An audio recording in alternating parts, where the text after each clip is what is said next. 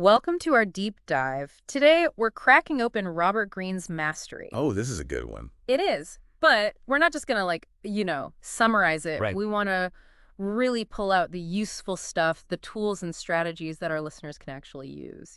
Absolutely. Greene really delivers on that front. He does. And Yeah. the examples he uses, talk about a lineup.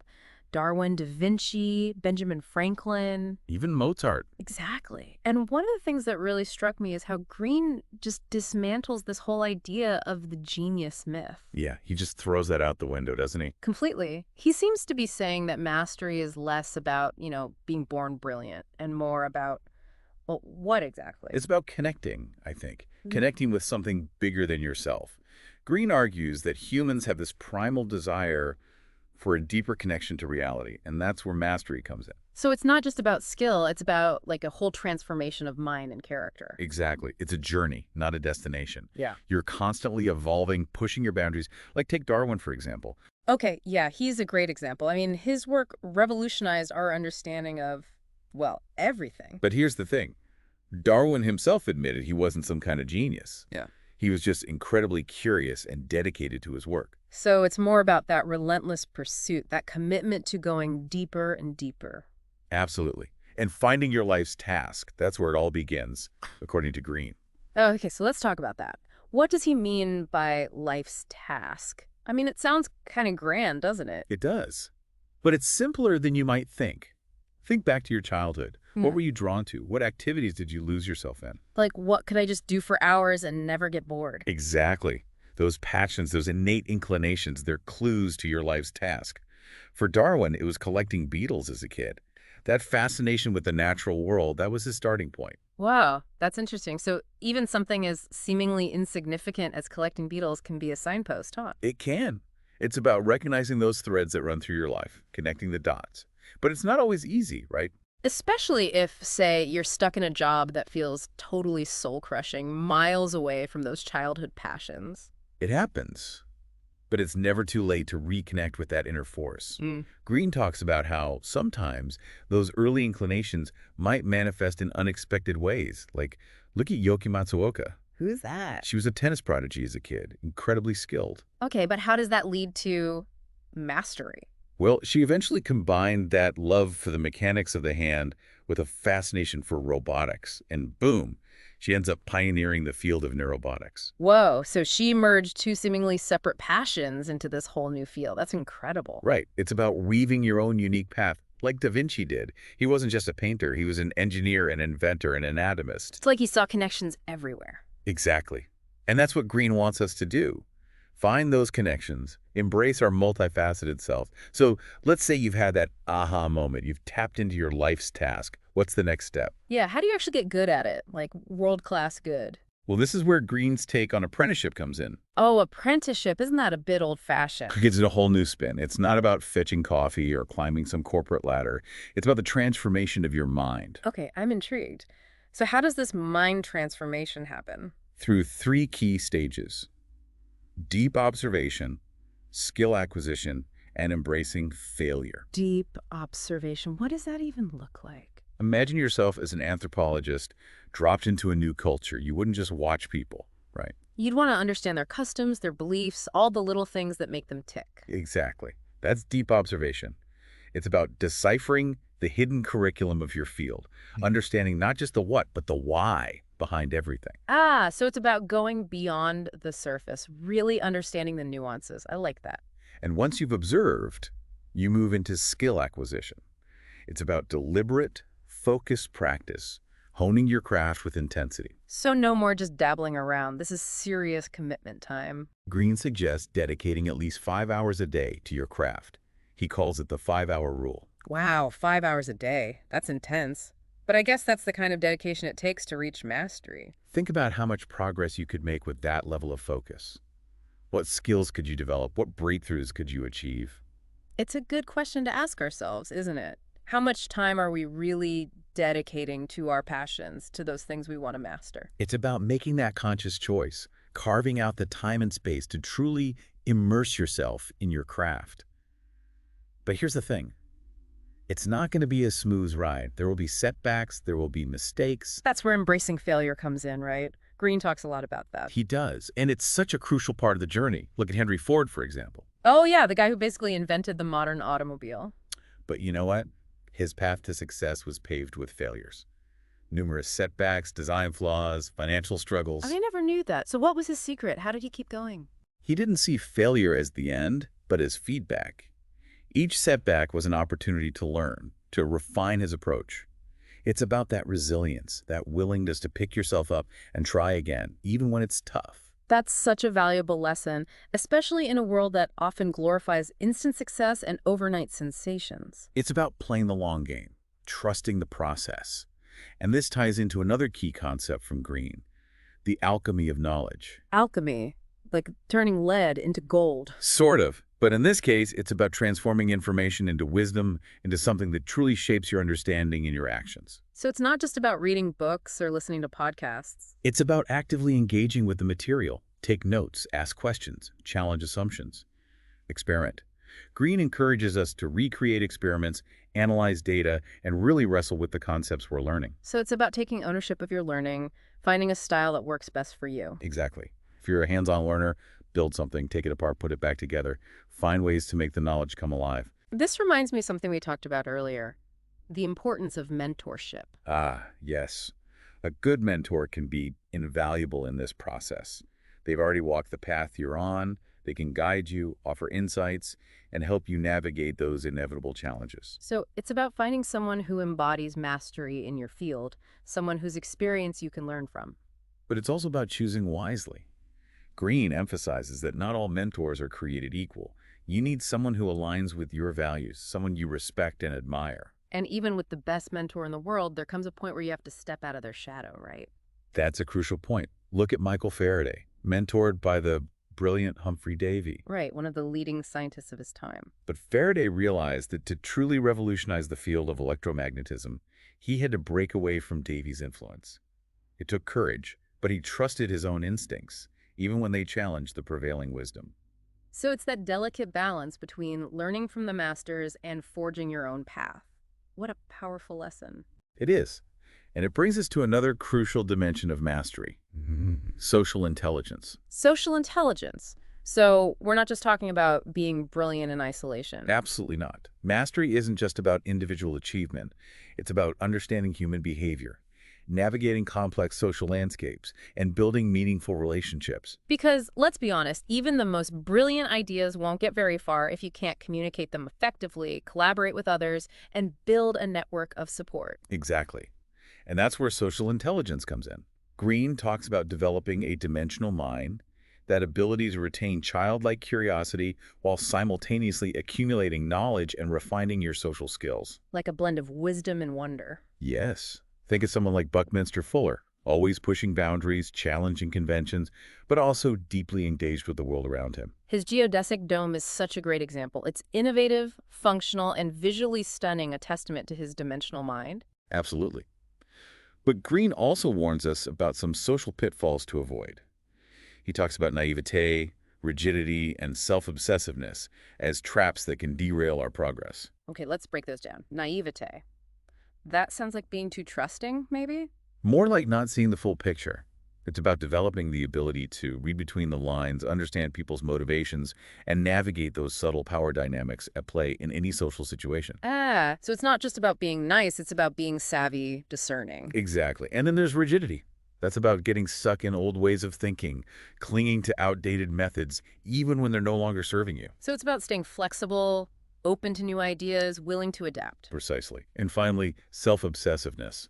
This is about losing sight of the bigger picture, getting caught up in your own ego instead of focusing on the work itself. It's like that saying, it's not about you. Mastery is about contributing something meaningful to the world, not about feeding your own ego. It's about finding that balance between personal ambition and a genuine desire to make a positive impact. That's the heart of social intelligence, according to Greene. This has been such a fascinating exploration of mastery so far. We've talked about finding your life's task, the transformative power of apprenticeship, and now the importance of cultivating social intelligence and a dimensional mind. And we've seen how these principles have played out in the lives of some truly remarkable individuals. It's inspiring, isn't it? It is. It really makes you think about your own journey, your own potential, and there's still so much more to explore. Stay tuned for part 2 of our deep dive into mastery, where we'll continue to unpack Greene's insights and uncover even more strategies for unlocking your full potential. We'll be back soon. Back again, digging deeper into mastery. Yeah, this book just keeps giving. And one thing that's really hitting me now is this whole connection to reality thing.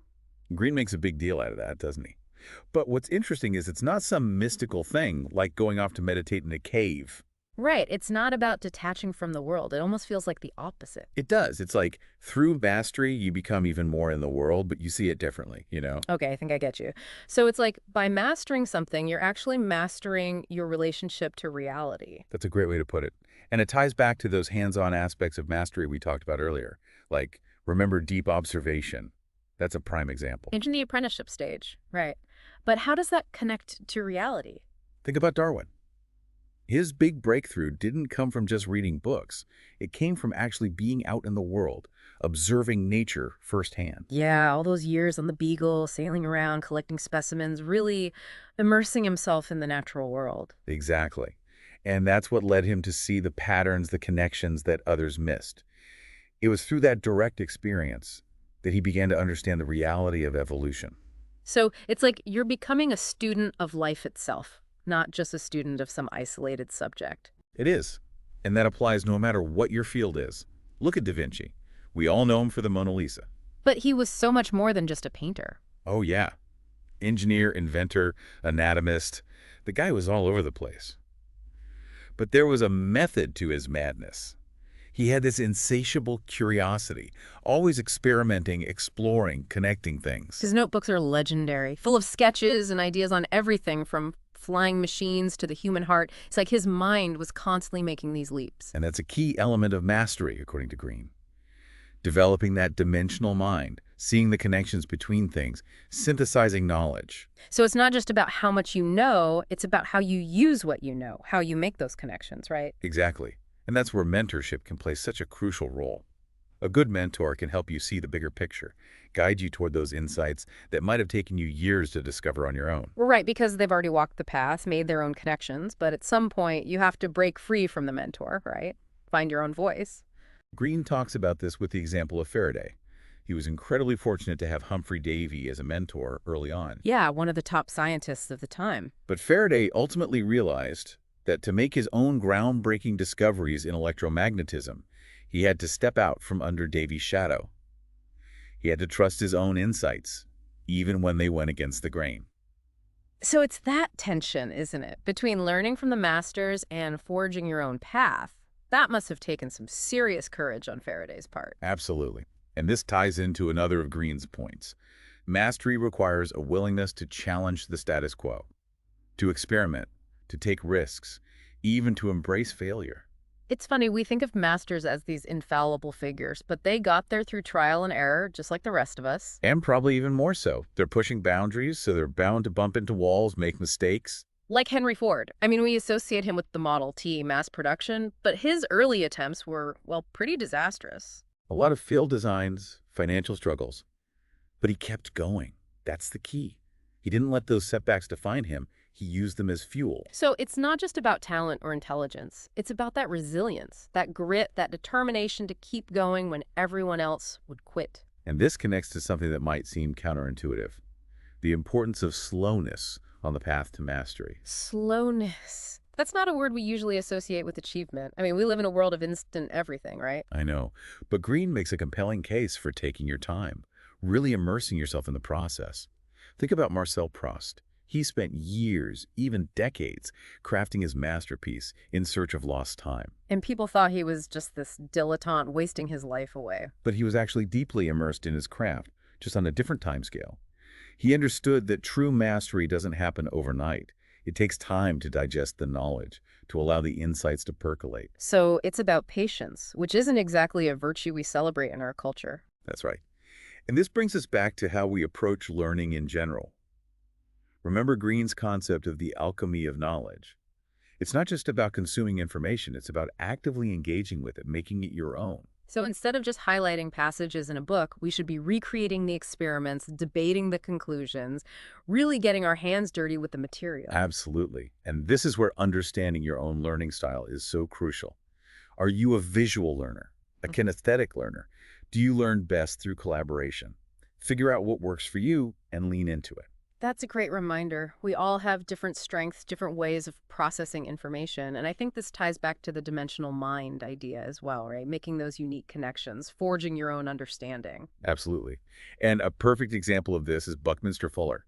He was always challenging the status quo, coming up with radical ideas for everything from architecture to transportation. His geodesic dome is such a classic example. It's innovative, functional, and just beautiful to look at. It's a testament to Fuller's unique way of thinking, his ability to synthesize knowledge from different fields and come up with something truly original. It's inspiring, isn't it? And it really highlights the power of mastery, not just to achieve something in the present, but to create something that transcends time and circumstance, something that leaves a lasting impact. That's what it's all about, isn't it? Yeah. Not just being good at something, but using that mastery to make a real difference in the world. Back again for our final deep dive into mastery with Robert Greene. It's been quite a journey already, hasn't it? It has. We've talked about finding that life's task, going through the apprenticeship, developing social intelligence. And that dimensional mind. Right. But, there's still this lingering question. What does it actually look like to reach mastery? Yeah, is there like a finish line? Do you just wake up one day and bam, you're a master, Ah, I wish it were that easy. right? Green doesn't really frame it as this end point you reach. It's more like a state of being, Okay, so it's not like climbing a mountain and planting your flag at the summit. more like surfing, I think. You're always riding the wave, adjusting, refining your technique. I like that. Constantly evolving, never quite reaching a static endpoint. And this is where Greene talks about fusing the intuitive and the rational. That's a key part of it, isn't it? But what does that actually mean? How do you, like, merge intuition with logic? Yeah, I'm kind of struggling with that one too. Think about it like this. All those hours of practice, observation, experimentation, it all starts to come together seamlessly. So your gut instinct is aligned with your rational understanding. Exactly. Like those jazz musicians who can just improvise effortlessly, but it's built on years of mastering the scales and chords. It's like they're thinking and feeling at the same time, but it's so fluid you can't even tell where one ends and the other begins. Green uses Marcel Proust as an example. Right. Remember, he spent over a decade writing In Search of Lost Time. Yeah, a pretty massive undertaking. It's a book full of these intricate details, these psychological insights, and this incredible grasp of human memory and perception. It's like he was able to tap into some deeper level of consciousness, to write from a place beyond just, everyday thinking. And then there's Einstein, whose theories of relativity were revolutionary, but they weren't just the result of raw intelligence. Mhm. He used these thought experiments, these imaginative leaps, that he then backed up with rigorous mathematical analysis. Like that one where he imagined writing on a beam of light. Exactly.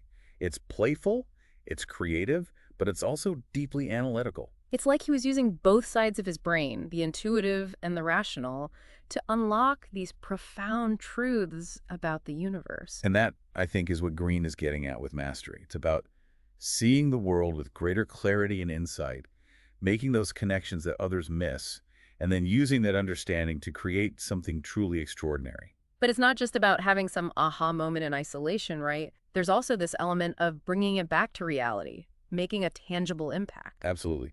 Green talks about the return to reality, using your mastery to actually make the world a better place. And this is where Temple Grandin really shines.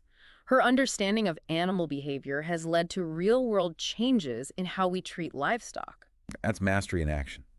She's not just theorizing, she's actually improving the lives of millions of animals. It's a powerful reminder that true mastery isn't self-serving. It's about using your gifts to benefit others. And as we wrap up this deep dive, I think that's a key takeaway for our listeners.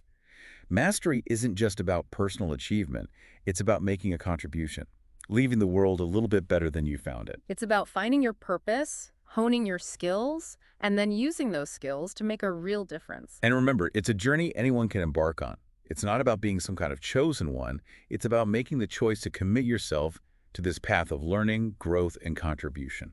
Greene's mastery has given us so much to think about, so many tools and strategies to apply in our own lives. It's been an incredible exploration. We hope our listeners feel inspired to take what they've learned and use it to unlock their own potential, whatever that looks like for them. And remember, it's not about becoming the next Darwin or Einstein or Grandin. It's about becoming the best version of yourself. That's what true mastery is all about. And that's what makes it so exciting, isn't it?